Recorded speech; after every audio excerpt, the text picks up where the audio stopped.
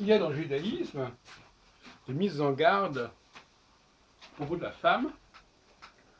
Dans le couple, l'homme ne doit pas approcher la femme à certains moments du fonctionnement de son cycle à elle.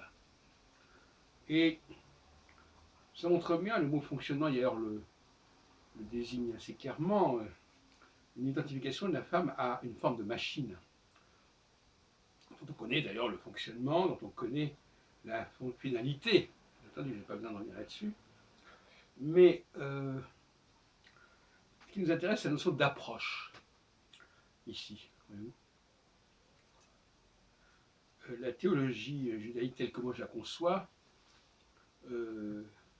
déconseille et décourage toute approche, toute proximité, toute promiscuité avec le monde des machines. Moins on fréquente le monde des machines, mieux on se porte au regard du judaïsme tel que je le conçois, et non pas au regard du judaïsme actuel qui est corrompu considérablement. Mais cette idée d'approche est fondamentale.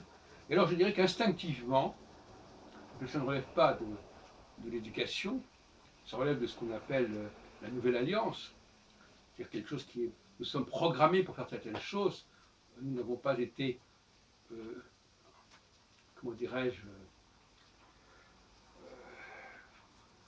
on ne nous a pas fait la leçon, si vous voulez, c'est quelque chose qui est en nous, c'est ça l'idée de la nouvelle alliance. Eh bien, les juifs de la nouvelle alliance ont une sorte de réticence et de répulsion par rapport à la machine. Et inversement, d'ailleurs, les non-juifs sont fascinés par la machine.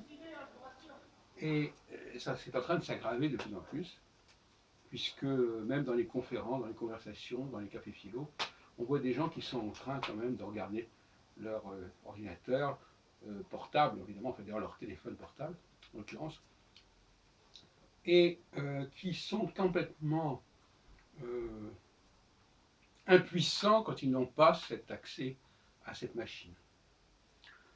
C'est un cerveau portatif, donc il suffirait de leur voler cette machine pour qu'ils soient totalement vidés de leur substance.